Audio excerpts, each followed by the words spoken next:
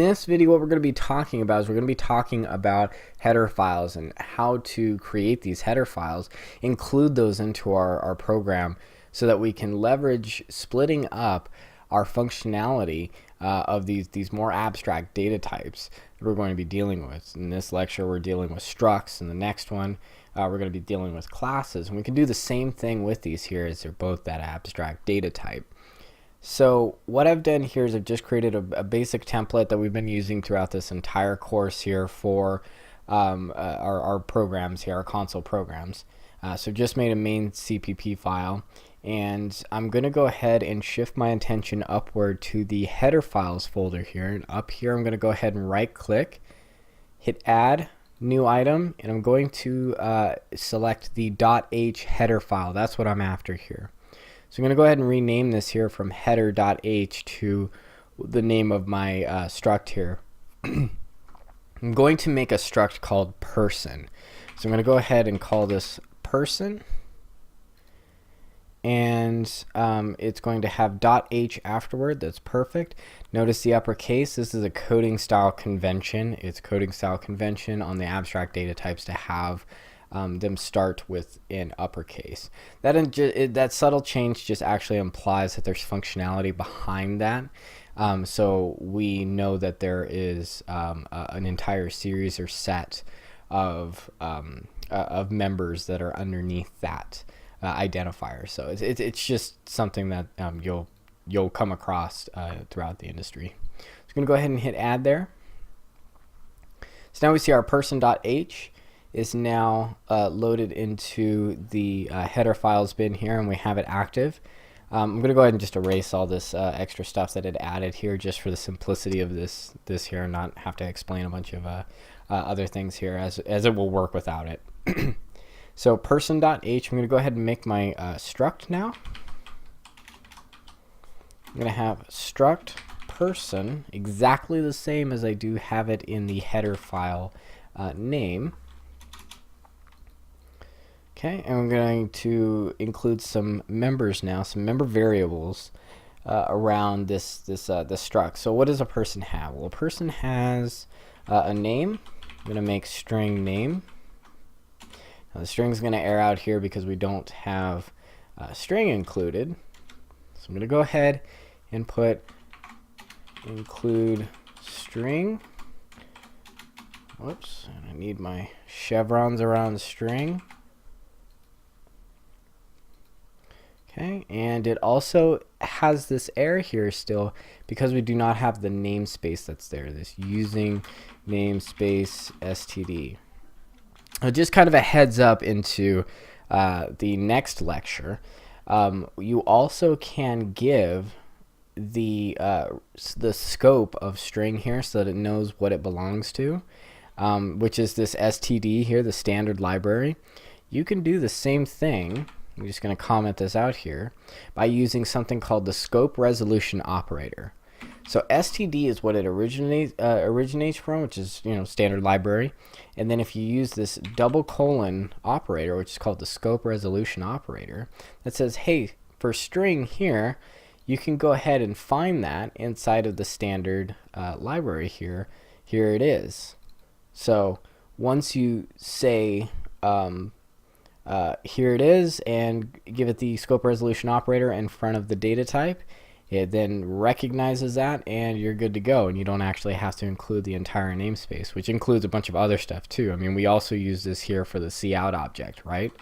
Cout and all that other sort of jazz. If you did not have using namespace std included at the top of the preprocessor up here as a namespace, you would have to, in front of every single time you use cout or cin or any of that stuff, you'd have to declare this extra step here just in that process to say, hey, this is where it comes from.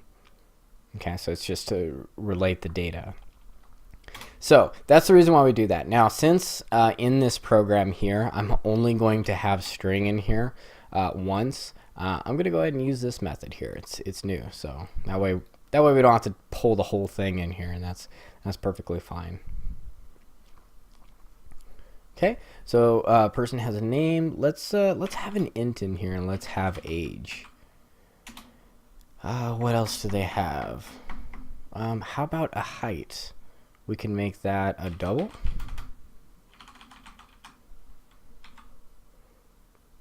And how about, let's just for giggles here, let's go ahead and make an eye color. And we'll use a char to represent that with just one character. We'll just put the first letter of whatever it is that it is. So if it's blue, then it'll be B. If it's brown, it'll, actually, I just defeated my own thing here. So yeah, I guess brown, blue, and black, they all are the same B. So well, that was wishful thinking on my end without thinking that through. Let's pull that back to a string. I'm sorry, you guys. The microphone is right in the way of my keyboard. Okay. That should not be an error here. I'm sure that it's just not caught up yet. So I'm sure if I just build this out, it should be fine. There it is. Cool. All right.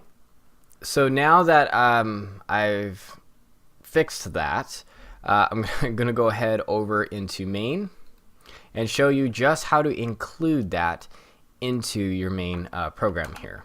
So you're going to go ahead and come right below whatever else you've included that is a part of the included functionality of the program here. In this case, IOStream, and it's kind of just like this here, but it's one step different. Type include, and instead of the chevrons here, we're going to have quotations. Now the quotations signal that we have made this, this is a custom header file that we're including. It's not built-in functionality. So that's the only difference between the visual aspect of these two here. So we're going to go ahead and have include, and then what did we name the struct? It's person, so it's person. And then we have .h.